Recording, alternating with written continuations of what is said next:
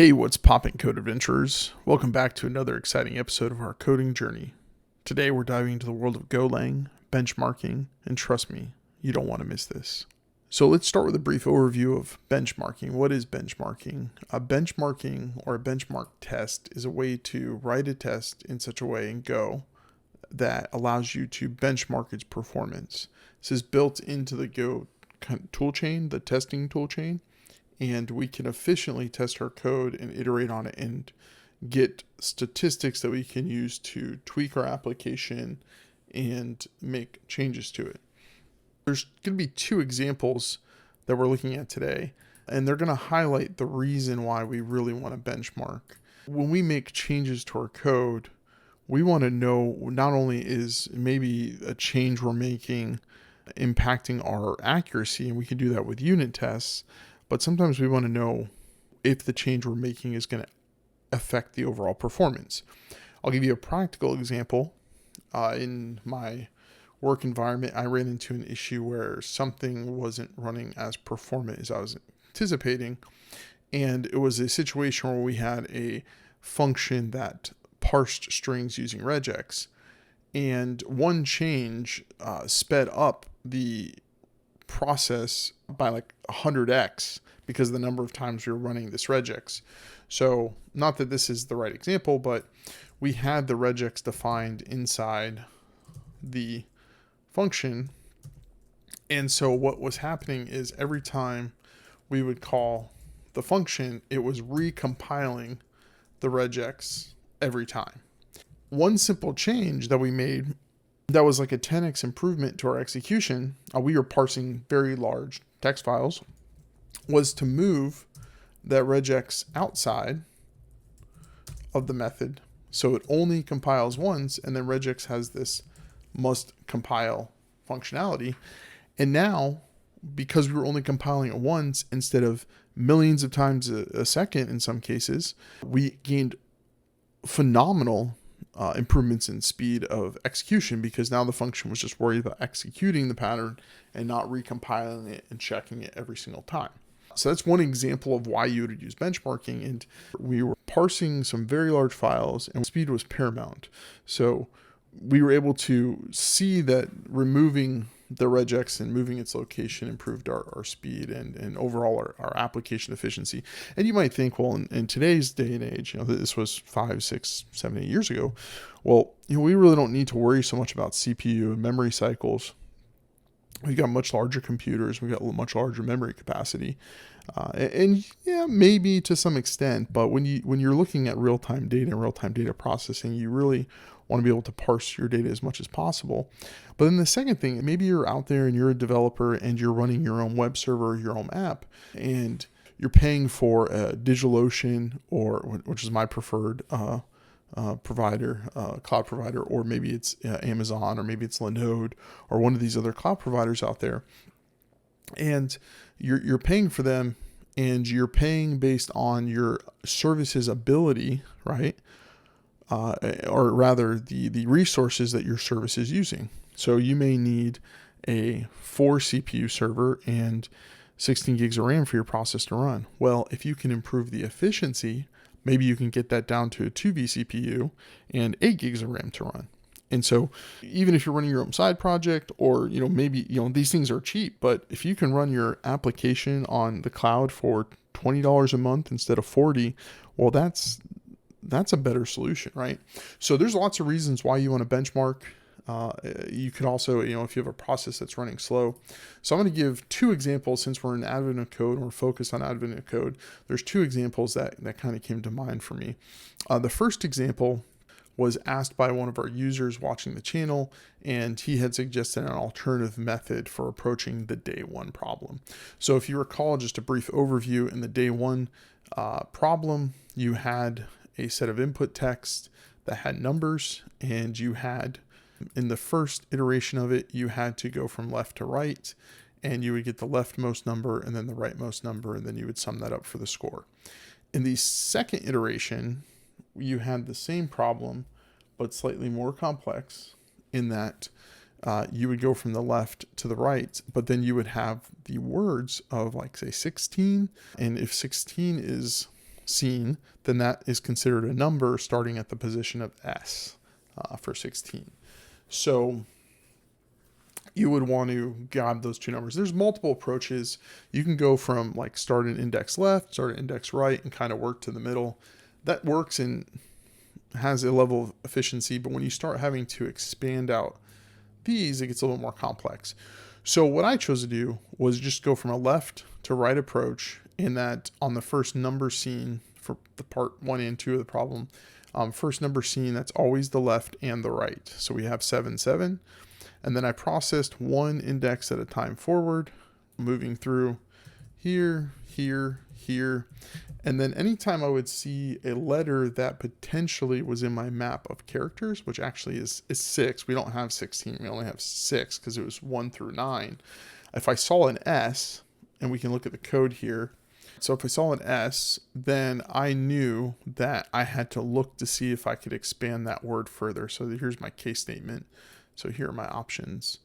So those are your options, those are your case statements. So that's how I chose to walk through this problem. And then I would, if I saw 6, instead of transforming it, I decided to just mark that as the number 6 and then continue on to I, X, T, E, N. So there was no transformation of the original data. This is a little bit more taxing though, because every time I get to a letter, I have to look forward to see what number it matches. So it's a lot of kind of like additional checks, and we're going to see that in our benchmark. So I had a user suggest approaching it with a mutation approach, which is pre-transforming or pre-mutating this file. And anytime you see, like say in this case, the word 2, go ahead and translate that to the number 2. So then you would end up 219. But then you get into some interesting cases like this one right here, 823. So 8.2 is particularly the problem, because if I transform the 8 first, I get the 8, and then the 2, it would be the number 8 WO. Well, 2 is actually the next number. So that tripped a lot of people up who were approaching this with a transform approach. So I was able to, I have an approach to that, and that is what I chose to do was 2 passes on a mutate. So the first pass replaces any iteration of the word 1 with O1E. So we still have the start and end values. So if we go back to our test input here, this becomes E8T, so that 2 is still processable. And then this becomes T20. So now we have all the numbers in there. And then once that was done, the approach is to take a second pass and remove all of the characters. So I did only nums. And then, so we mutate it first, we get our numbers, and then once we have all our number replacements, remove all the characters. So this works well, but I wanted to make sure that it was more performant. So then you ask yourself, I've got 3 possible iterations of the same problem, or really 2 possible iterations. So how do we know which one is more performant? Well, that's where these benchmark tests come into play. So what a benchmark test is, it's a test that is meant to be ran and processed multiple times in iteration. Let me update these so that we're actually running on the expanded test input data. I'll explain in a second. What you do is you prepare some set of data. So all this is just prep work. Okay. And then the last part is actually running that function with whatever method you want. And what the benchmark does is it runs it for n time, or x, or some limit of time, and it runs through these iterations and it gathers data about the benchmark. If we're to run, let's say, the benchmark on our first run, we got some input data and we can see, you know, what the average runs are. Now, one thing to note is that this test example, I 10x the file size so that you'll see more exaggeration on the processing. The larger the file, the longer it's going to take to process through. But you can see here what our average number of executions are, what our CPU time is, what our memory allocation is, and what all that looks like. Then we have our part 2. We can run part 2 and get our benchmarks and see what we ended up with based on my adjustments there. And then finally, what I would consider probably the more optimal solution, which is the mutate. So all those do is just run the functions. The one thing to point out is the benchmarking the mutate is actually just running part one because that does well with the numbers, but we're pre-mutating the data first. So let's take a look at what our results are in a whole. So this is running all three benchmarks and then doing a comparison against our results. So some interesting findings here. The first benchmark of just part one, which is the initial, we're just looking for numbers and finding beginning and end. That was the fastest because we're just scanning for numbers and we're scanning forward.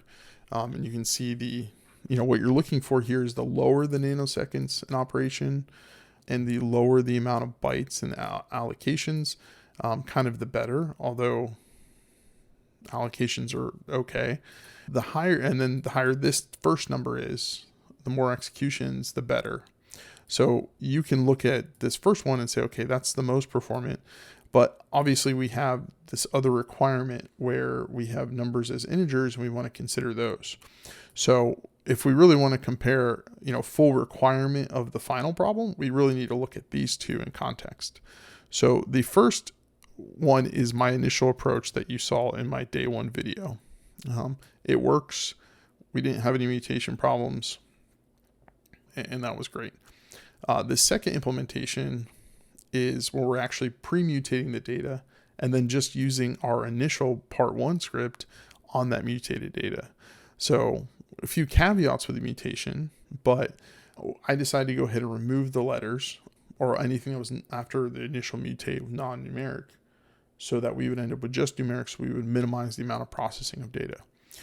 Okay, so that's the day one example, and that's how we use benchmarks. And so now I know confidently, let's say this was a real world function, this was an advent of code.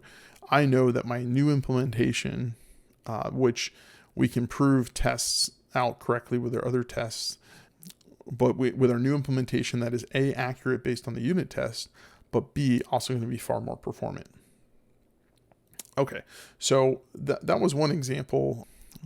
I built this based off of user feedback, so I appreciate your comments and your suggestions, and I want to just kind of show what the difference in performance was there.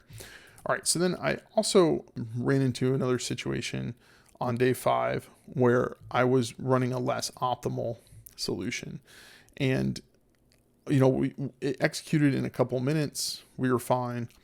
I'm going to go ahead and run day 5 now. And so we're going to run part 1 and then part 2 and then part 2 optimized, or what I called part 3. And so let's talk about why my solution wasn't optimal. So day 1 was fine, or part 1 was fine, because we were just looking for a seed is within a range, and we had one seed to check.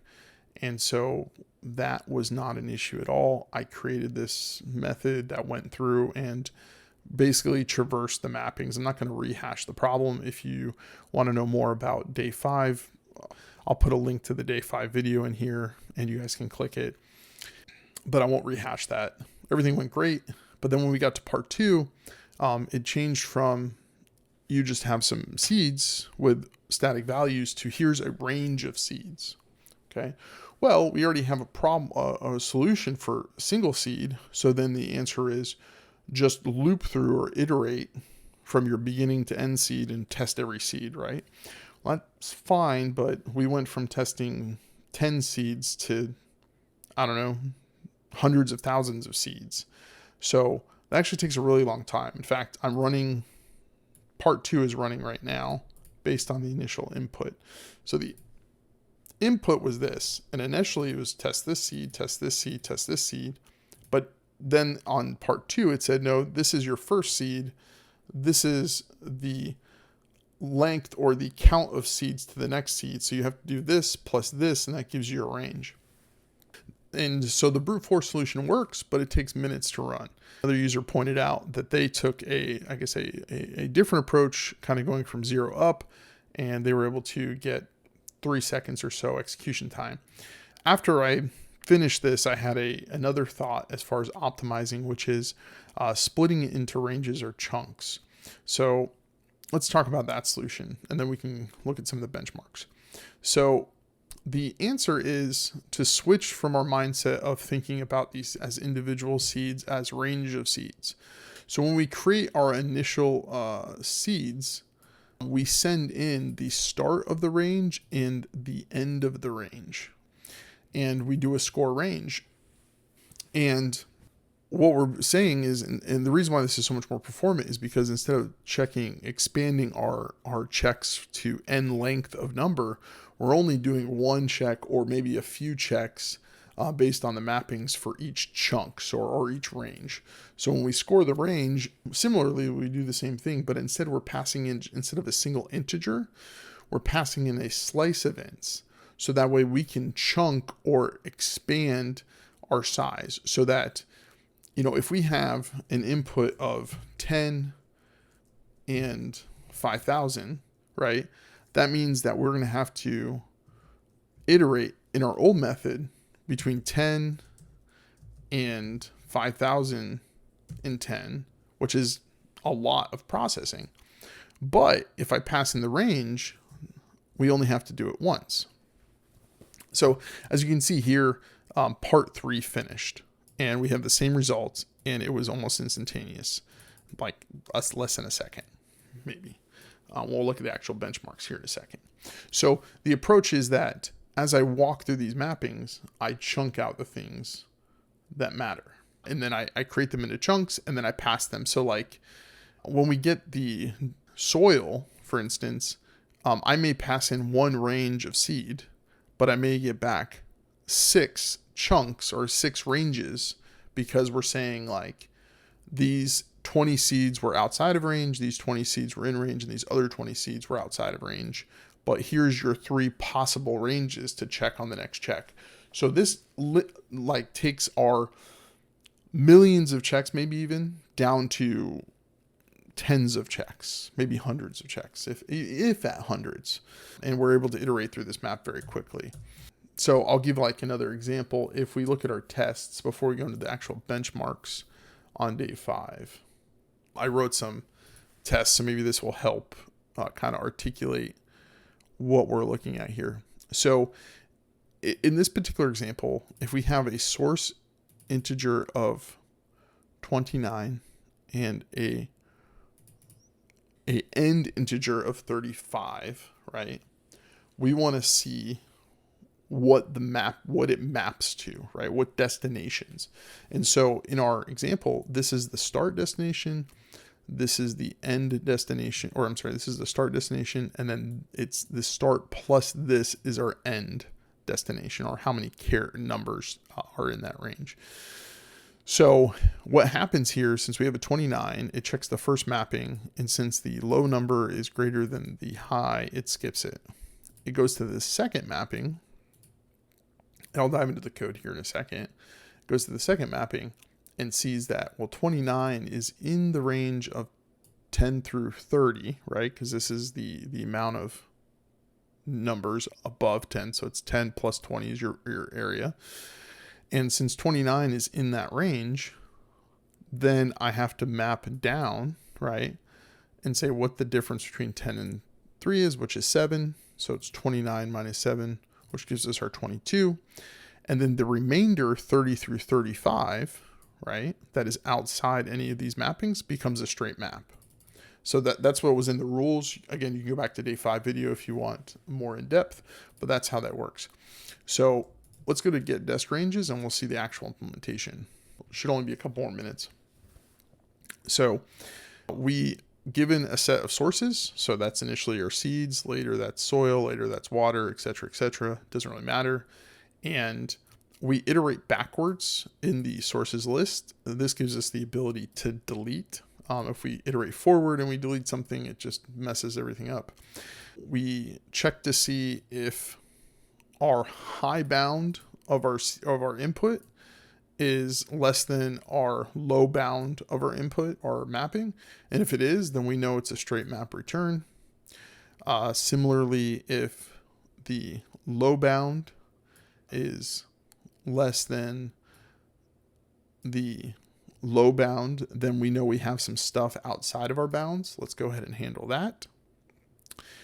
And then if everything is now within bound, and notice I am modifying in some cases the current slice, if everything is now in bound, go ahead and put everything in place and map it, and then delete it off our sources stack. And the reason why is because we know that this record is fully mapped. We don't have to look at any other mappings for it, but we may have other sources that came in. So depending on what the mappings are, a single range of seed may have expanded to multiple ranges of soil. All right.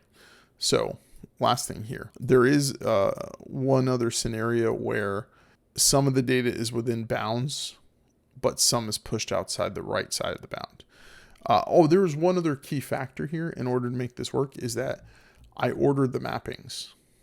So the mappings in the map file, these weren't necessarily in order, so I reorder them in code. I have a function for that. In order for this to work, you have to reorder them if you want it to work optimally, because you're thinking from lowest to high. And so I know that anytime I have something that is below my lowest threshold, that there's nothing else that's going to fix that or apply to that. But if there's anything that's above my high, then I need to only take what's left and then push the rest.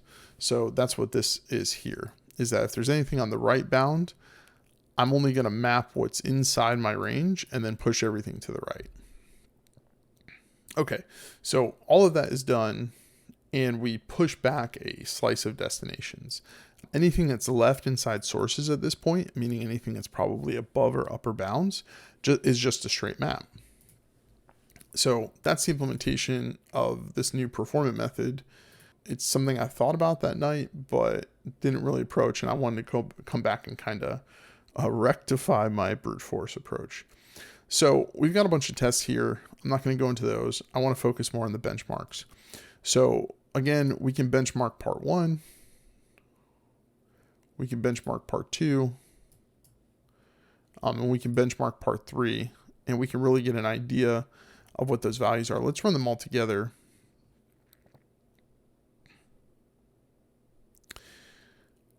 Right. So what I'm demonstrating here is that everything kind of looks okay, right? I did this on purpose.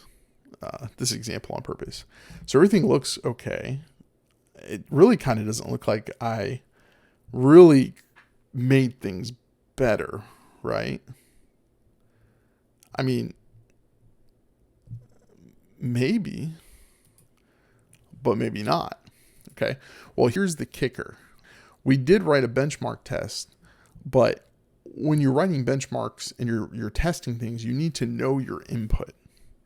So this initial test here, this test.txt, the range on these seeds up here is really small.